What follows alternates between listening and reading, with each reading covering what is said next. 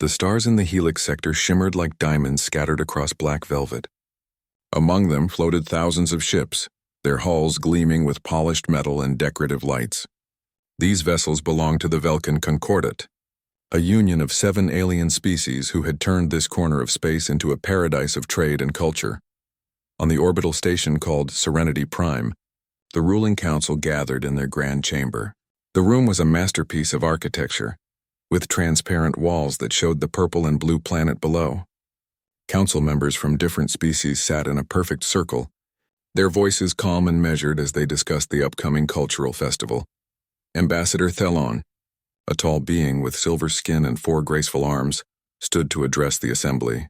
His voice carried the confidence of someone who had never known true fear. He spoke of expanding trade routes to the neighboring sectors and proposed building 3 new art museums on the colony worlds. The other council members nodded in agreement, their faces showing satisfaction with their peaceful civilization.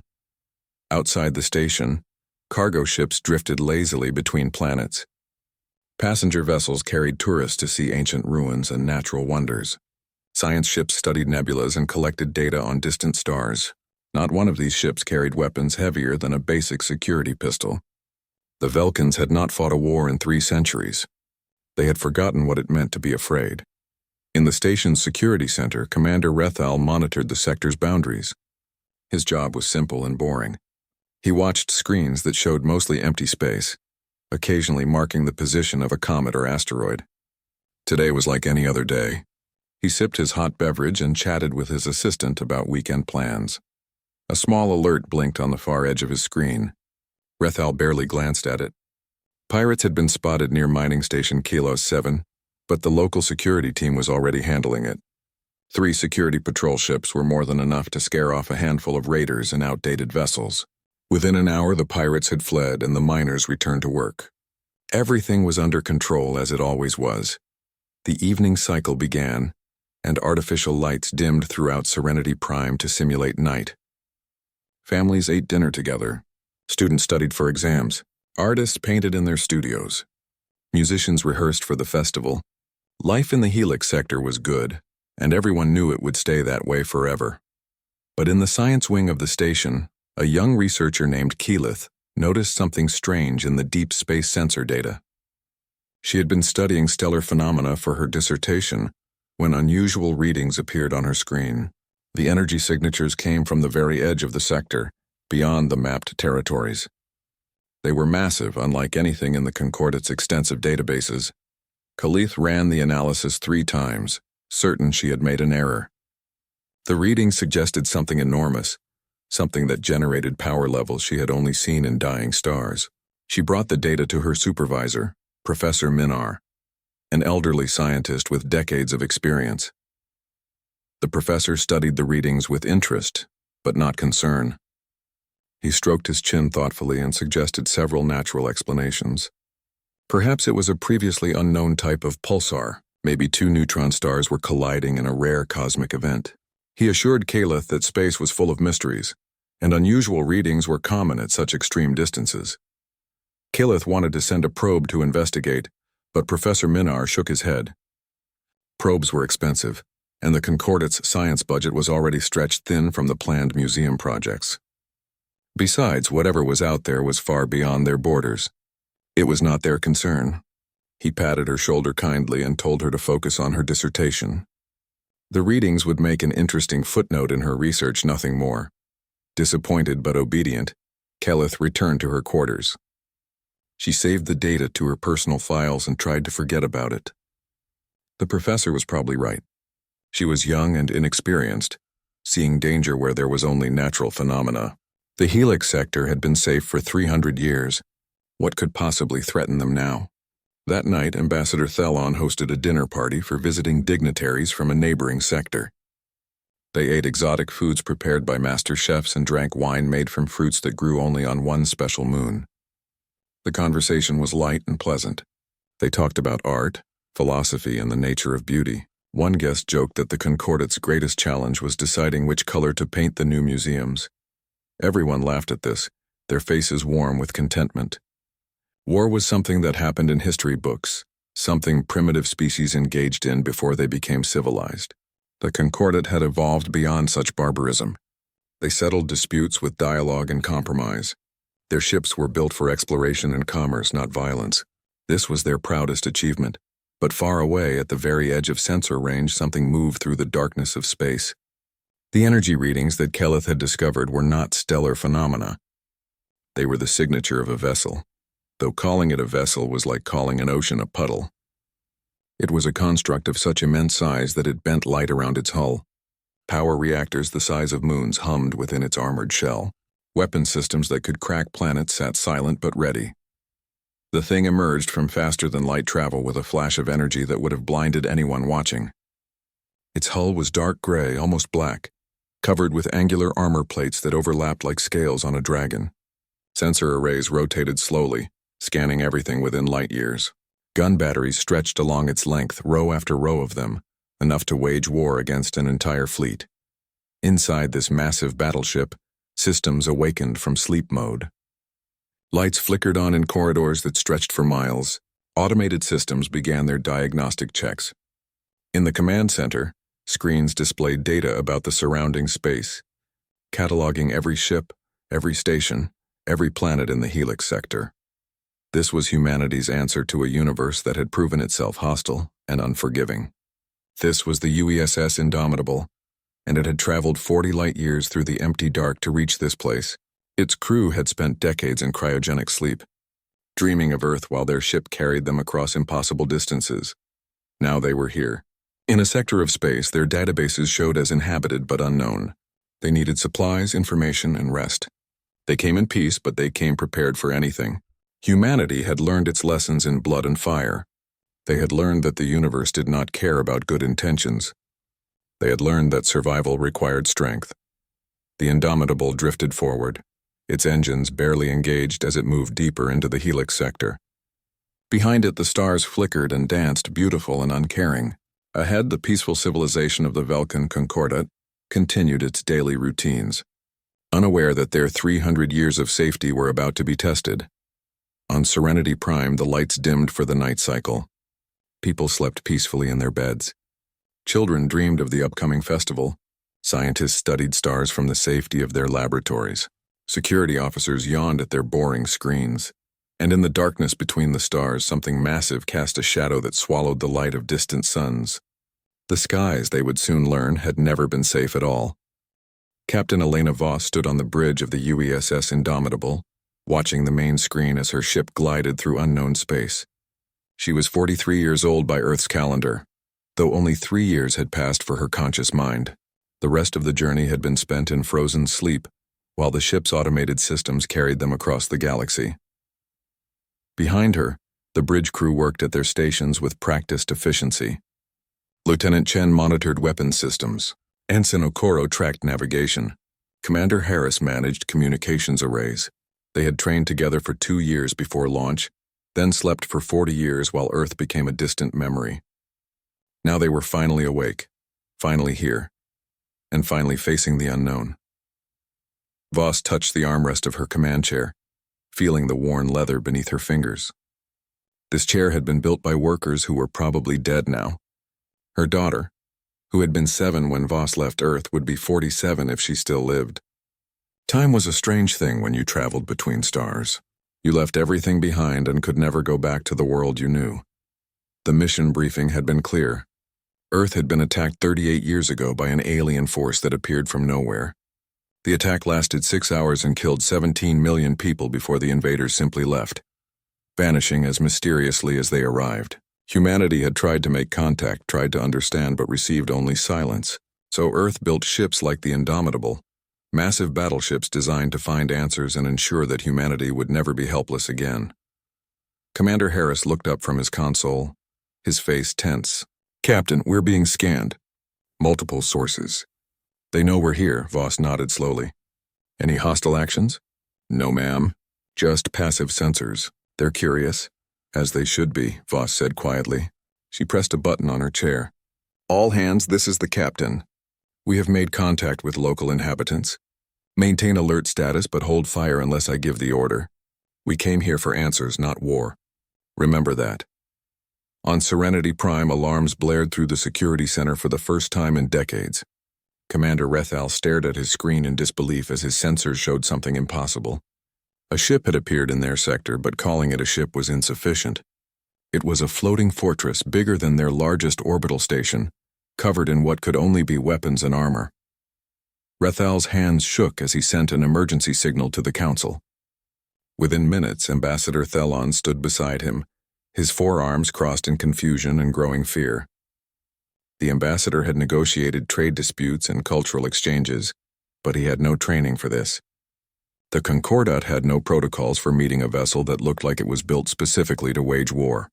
"Send our fastest diplomatic ship," Thelon ordered, trying to keep his voice steady.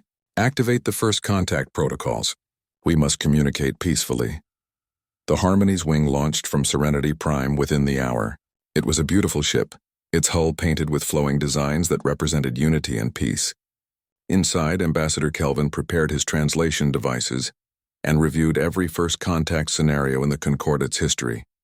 None of them involved meeting a ship that bristled with obvious weapons.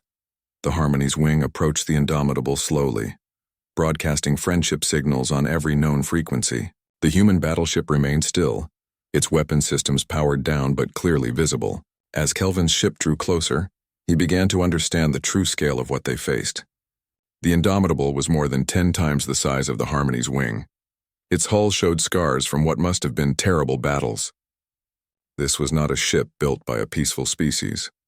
On the Indomitable's bridge, Voss watched the approaching vessel with interest. "Analysis, Chen?" Lieutenant Chen studied his readings. "No weapons detected, Captain. Very light shields. The hull appears to be designed for aesthetics rather than function.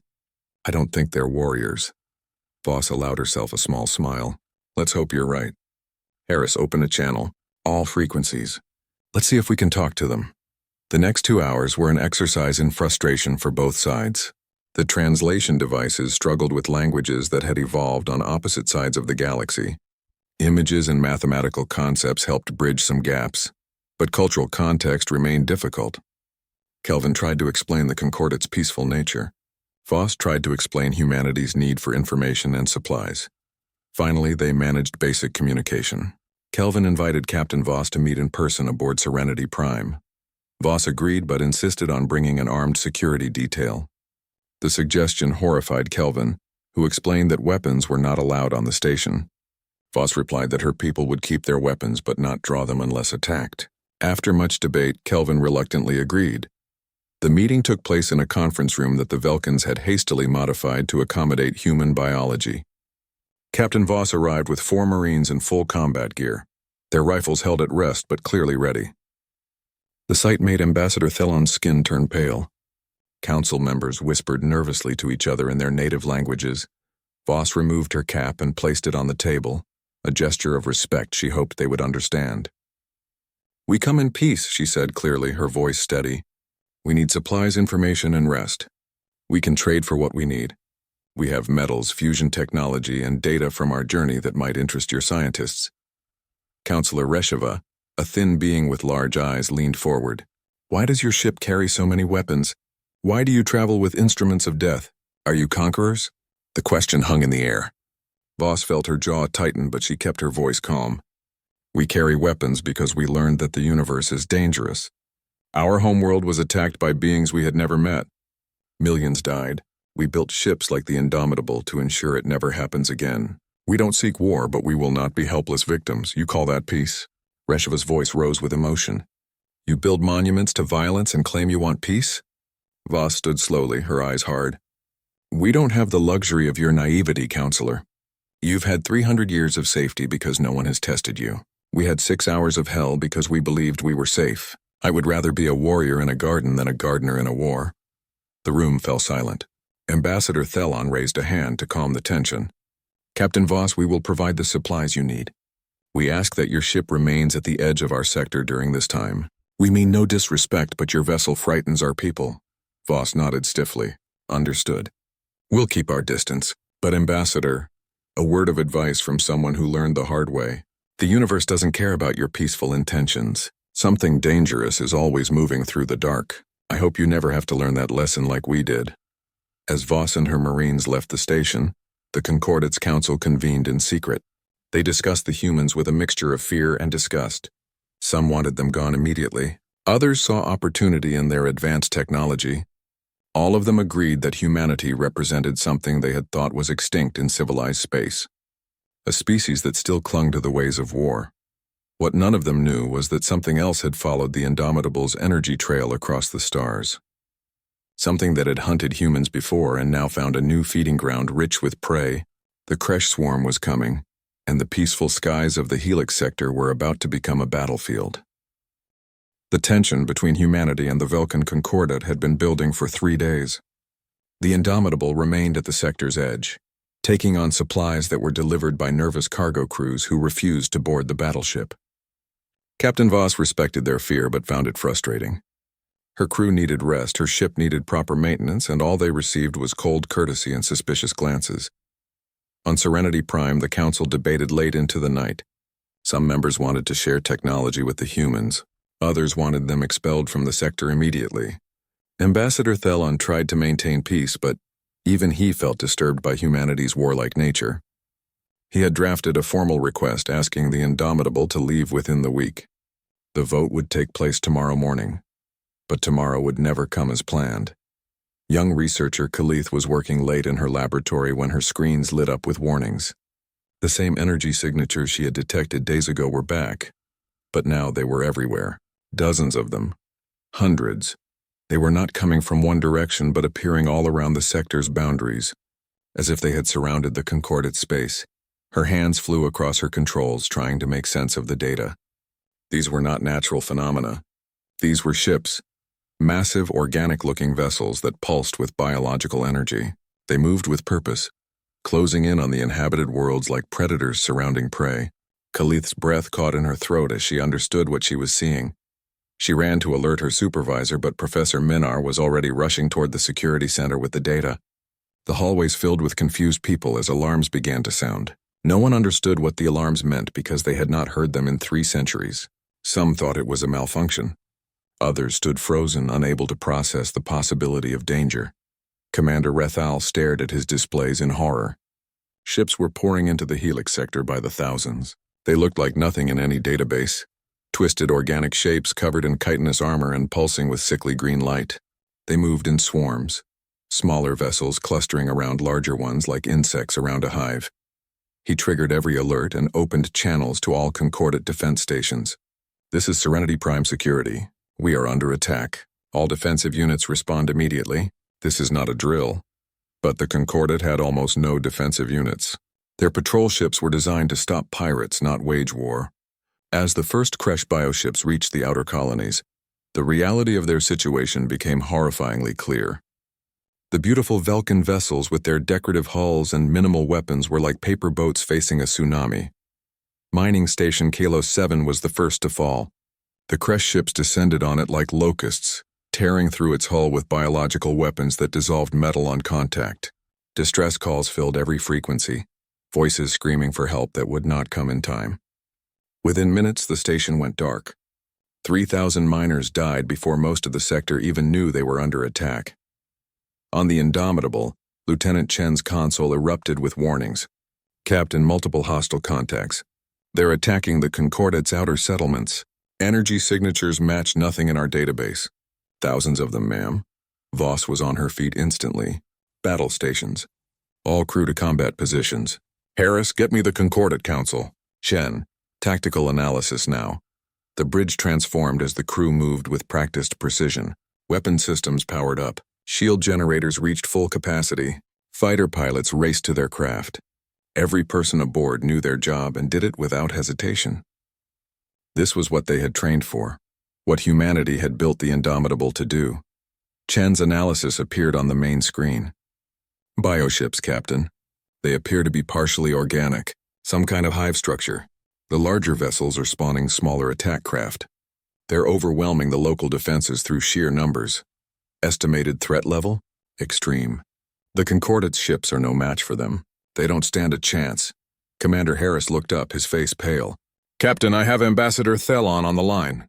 They're requesting immediate assistance. Serenity Prime is under attack. Voss felt the weight of command settle on her shoulders. Her mission was to gather intelligence and return to Earth. She was not authorized to engage in alien conflicts. Her crew had families waiting, futures planned. Getting involved could mean their deaths. The smart choice was to run, to use the Indomitable's superior engines to escape while the Kresh were distracted. She thought of her daughter back on Earth. She thought of the 17 million humans who had died because no one came to help them. She thought of the Velkan civilians who had looked at her ship with fear, but had still provided supplies and showed basic decency. Set course for Serenity Prime. Voss said quietly. Maximum combat speed. Launch all fighters. Prepare for heavy engagement. Captain? Harris questioned, needing to be certain. Voss turned to face her bridge crew, seeing the mixture of fear and determination in their eyes. We didn't cross 40 light years to watch another species burn. If these things want to fight, we'll give them one they won't forget. Battle stations. The Indomitable surged forward, its massive engines pushing it toward the heart of the conflict. Velkan ships fled in panic as Kresh bioships pursued them relentlessly. Serenity Prime's shields flickered under sustained attack, sections of the station already venting atmosphere. Escape pods launched in all directions, desperate civilians fleeing the nightmare. Then the Kresh swarm detected the approaching battleship and shifted their attention. Hundreds of bioships turned to face this new threat. They had hunted across galaxies, consumed countless civilizations, and feared nothing. They saw the Indomitable as just another meal. That was their first mistake. Voss stood in her command chair watching the swarm approach. All batteries prepare to fire. Tactical pattern Delta 7. Let's show them what Earth builds when we get angry. Range in 30 seconds, Chen reported. Fire control, you are weapons free. Engage at will. The Indomitable opened fire and the stars themselves seemed to scream. Railguns launched tungsten rounds at a fraction of light speed. Missile batteries released hundreds of warheads that streaked toward the enemy with nuclear fire. Point defense lasers created a web of deadly light that shredded anything that came close. The first wave of Kresh ships simply ceased to exist. One moment they were there, the next they were expanding clouds of organic debris. The second wave fared no better. The Indomitable's weapons had been designed to fight against unknown threats in hostile space. The Kresh were terrifying, but humanity had seen terror before. On Serenity Prime, Ambassador Thelon watched the battle through the station's external cameras. He had never seen anything like it. The human ship did not maneuver like Velkan vessels, did not try to flee or negotiate. It advanced straight into the enemy swarm, its weapons firing in patterns that created killing zones of pure destruction. They're fighting for us, Counselor Resheva whispered, her earlier hostility forgotten. They're actually fighting for us. But Voss was not thinking about gratitude or heroism. She was thinking about mathematics and survival. Her tactical display showed thousands of Kresh ships and more were arriving every minute. The Indomitable was powerful, but it was alone. They could hurt the swarm, maybe even save some civilians, but they could not win this battle by themselves. Harris, open a channel to the Concordat Defense Fleet. Tell them we need every ship they have. Even cargo vessels if they have engines and can carry people. We need to evacuate as many civilians as possible. They're asking what they should do, how they should fight. Voss allowed herself a grim smile. Tell them to follow our lead and shoot anything that moves toward our ships. We're going to teach them how to survive. The Kresh Queen ship, massive and ancient, watched from the edge of the system. It had expected easy prey and quick consumption. Instead, it faced something it had not encountered in millennia, a species that fought back with technology and determination. The Queen ship pulsed with anger and sent more of its children into the battle. The real war had begun. The battle had raged for 6 hours and the Indomitable was bleeding. Hull breaches glowed red across the damage control displays. Sections 7 through 12 were vented to space. The starboard engine was running at 60% capacity. 3 gun batteries were offline. But the ship fought on, and so did her crew. Captain Voss gripped her command chair as another impact shook the bridge. Status report. Shields at 40%, Lieutenant Chen called out over the sound of alarms. Port armor is compromised. We've lost 2 fighter squadrons. Ammunition reserves at 53%. Voss nodded, her face covered in sweat and grime. They had saved 11 cargo ships full of civilians, destroyed hundreds of Kresh vessels, and held the line at Serenity Prime for hours longer than should have been possible. But the swarm kept coming. endless and hungry. The Velkan defense fleet, what little existed, had joined the fight under Admiral Korath's command. Their ships were not built for war, but desperation made them brave. They used their speed to distract Kresh vessels while the Indomitable delivered killing blows. They positioned themselves between the swarm and civilian evacuation ships. Many died, but many more learned to fight. Commander Harris received another transmission. Captain, civilian transport Delta 7 is under attack. They have 4,000 refugees aboard. Kresh ships are closing fast. Voss checked her tactical display. The transport was 300,000 kilometers away, separated from the Indomitable by dozens of Kresh bioships. Her ship was already damaged, her crew exhausted. The smart tactical choice was to hold position and protect the civilians they were already defending.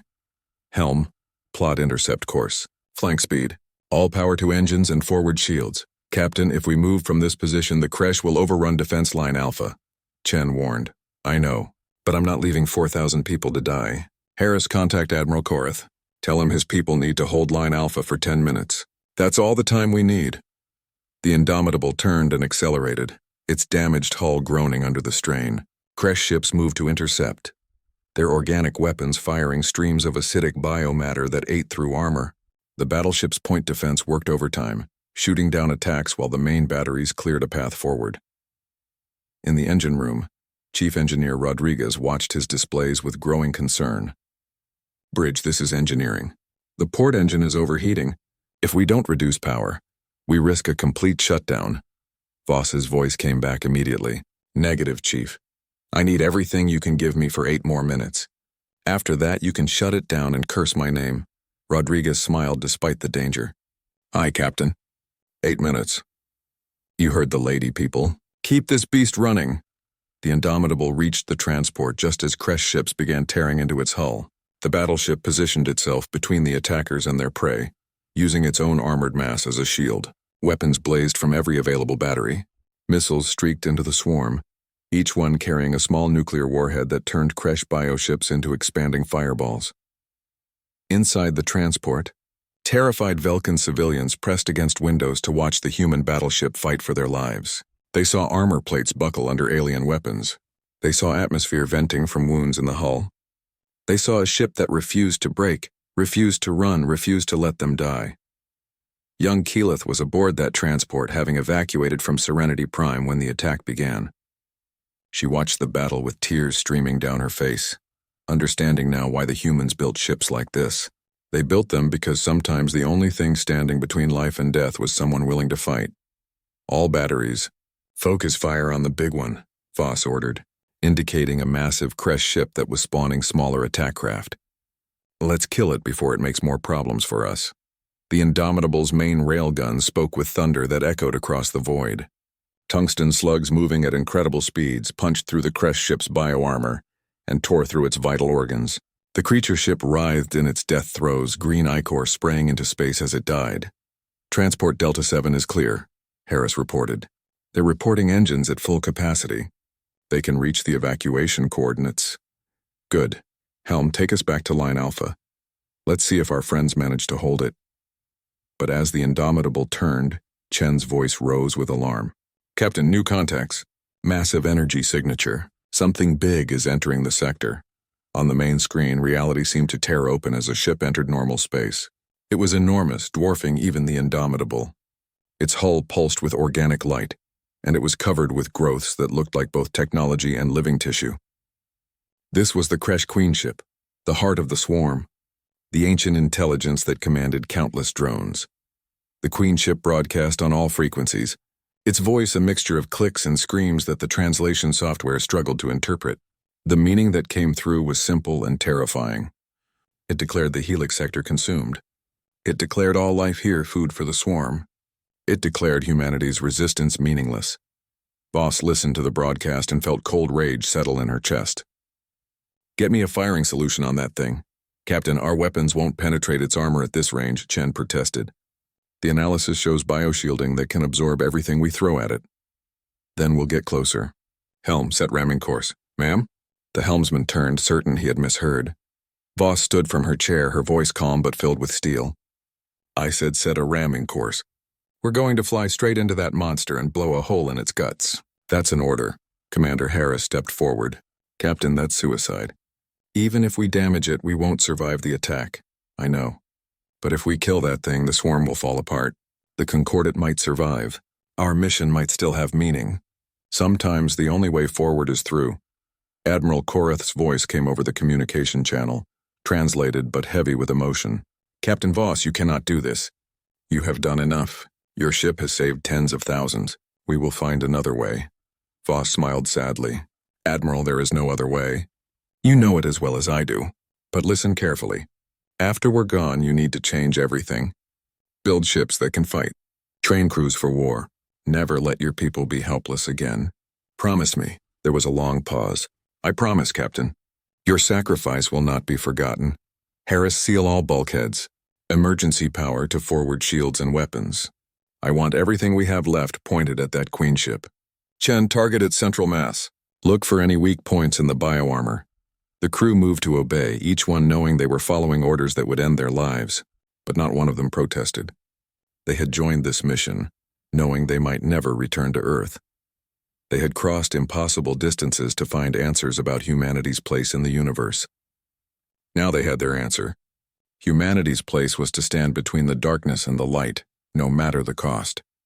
The Indomitable accelerated toward the Queen ship, its damaged engines pushed beyond their limits.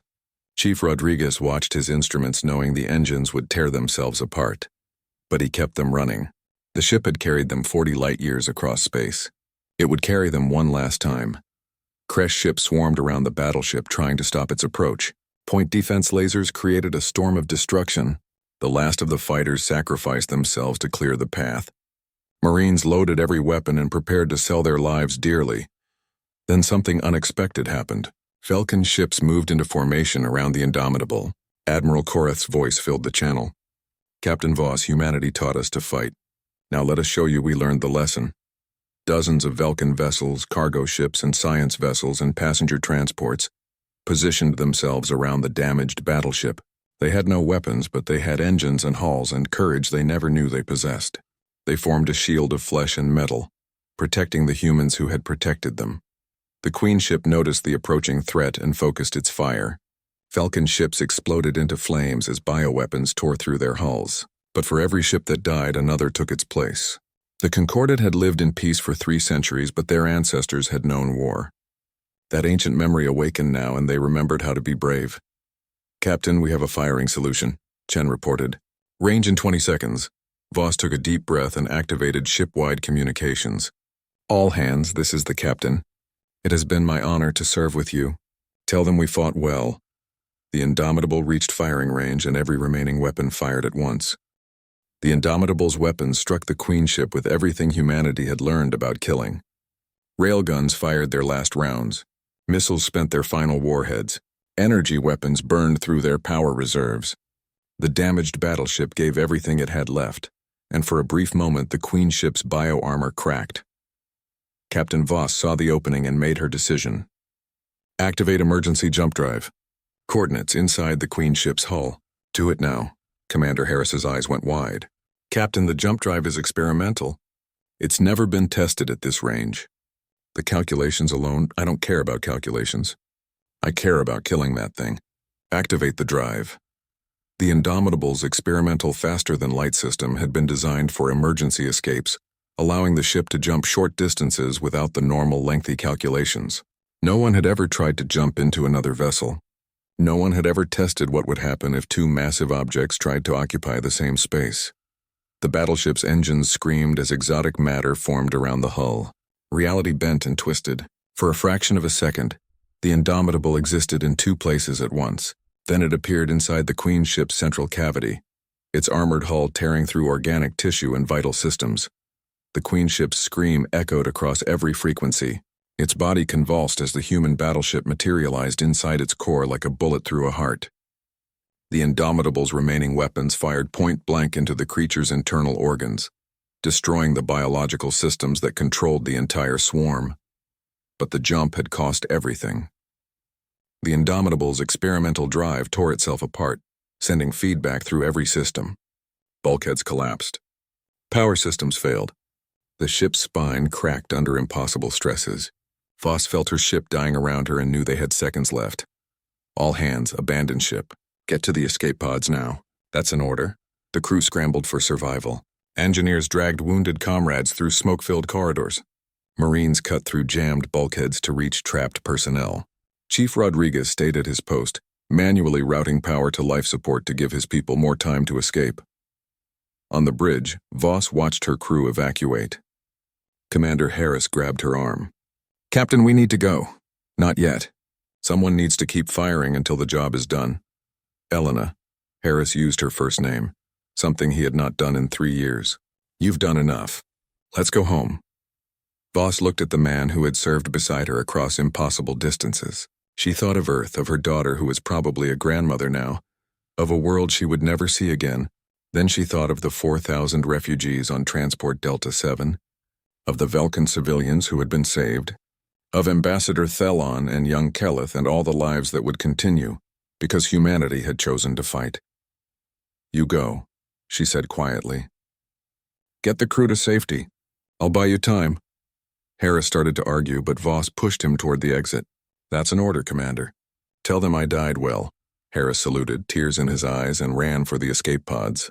Voss turned back to her controls, her hands moving across the damaged systems with practiced skill. She routed the last of the ship's power to the weapons and fired again and again into the Queen ship's dying organs. The Queen ship tried to regenerate, tried to heal, but the damage was too severe. Its connection to the swarm weakened and then broke. Across the Helix sector, thousands of Kresh bioships suddenly stopped their coordinated attacks. Without the Queen's intelligence guiding them, they became confused, disorganized. Some fled into deep space. Others simply drifted, their biological systems shutting down. Admiral Korath watched the transformation with wonder and grief. The human ship had done the impossible. It had killed the heart of the swarm and saved them all. But now the Indomitable was breaking apart inside the dying Queen ship, and there was nothing anyone could do to save it. "Send rescue ships," Korath ordered. "Find every escape pod. Every single one.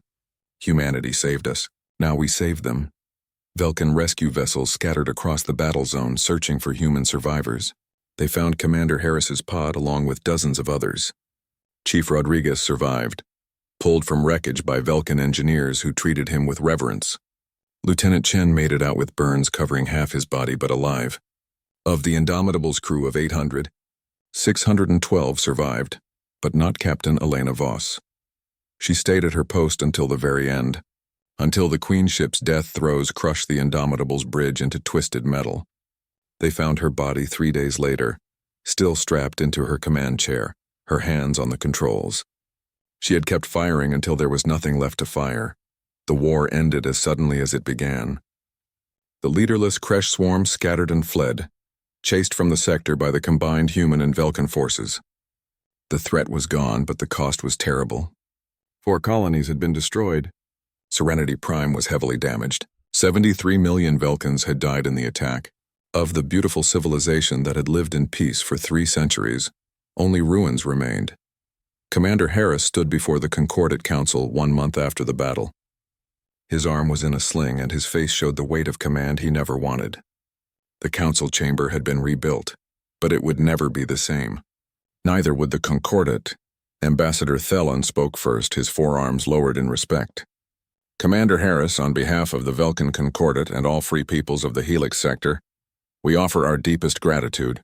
Captain Voss and the crew of the Indomitable saved us when we could not save ourselves." Harris nodded stiffly. "Captain Voss believed that the strong have a duty to protect those who cannot protect themselves. She died for that belief. I hope it meant something." "It meant everything," Admiral Korath said, stepping forward. He wore a new uniform, one designed for war rather than ceremony. "You asked us to change, Commander. We have begun. The Concordat is building a defense fleet with designs based on human technology. We are training crews for combat. We are teaching our people that peace must sometimes be defended with strength. We also wish to honor Captain Voss," Thelon continued. "We are constructing a memorial where Serenity Prime once stood. It will show Captain Voss standing between the stars and the darkness. The inscription will read, 'She fought so others could live in peace.'" Harris felt his throat tighten. She would have appreciated that. But she would also tell you to spend that money on ships and weapons. She believed in being prepared. Young Khalith approached, carrying a data crystal. Commander Harris, I compiled all the sensor data from the battle. Everything the Indomitable did, every tactic, every strategy. I want to make sure we remember how you fought. I want to make sure we can fight the same way if we must. Harris took the crystal carefully. Captain Voss used to say that hope is not a strategy, but neither is despair. You build your fleet. You train your people, but remember why you're doing it. Not to wage war, but to prevent it. Not to conquer, but to protect. Over the following months, the survivors of the Indomitable helped rebuild the Helix sector. Human engineers worked alongside Velkin architects. Human tacticians trained Concordat officers in combat doctrine. The two species, so different in philosophy and history, learned from each other. Chief Rodriguez designed the power systems for the first Concordat warship, a vessel that blended Velkin elegance with human pragmatism. Lieutenant Chen taught defensive tactics to pilots who had never fired a weapon in anger. Commander Harris wrote the new Concordat military doctrine, ensuring that future generations would know how to defend their peace. The experimental communication array aboard the Indomitable had survived relatively intact. Harris used it to send a message back to Earth, knowing it would take 40 years to arrive. He reported the mission's success, the discovery of new alien species, and the sacrifice of Captain Elena Voss and her crew. He told Earth that humanity was not alone in the universe, and that sometimes the most human thing you could do was fight for those who could not fight for themselves. 10 years after the battle, the memorial was completed. It showed Captain Voss in her uniform, standing tall with one hand raised as if giving orders. Behind her, stylized stars represented the lives she saved. Before her, darkness pushed back by light represented the threat she defeated. Velkins from across the sector came to see it, bringing their children to hear the story of how humanity saved them. Commander Harris, now Admiral Harris, attended the dedication ceremony. He was older now, with gray in his hair and lines on his face. The surviving crew of the Indomitable stood with him, each one changed by what they had experienced. Ambassador Thelon gave a speech about the price of peace and the cost of freedom. He spoke of the 300 years of safety that had made the Concordat weak, and how that weakness had nearly destroyed them. He spoke of Captain Voss and the lesson she taught them with her life and death. We thought the skies were safe, Thelon said, his voice carrying across the crowd. We believed that our peaceful nature would protect us. Captain Voss showed us the truth. The skies were never safe. We were simply fortunate that no one had tested us. Now we know better. He turned to Admiral Harris. Humanity did not save us because we deserved it. You saved us because it was right.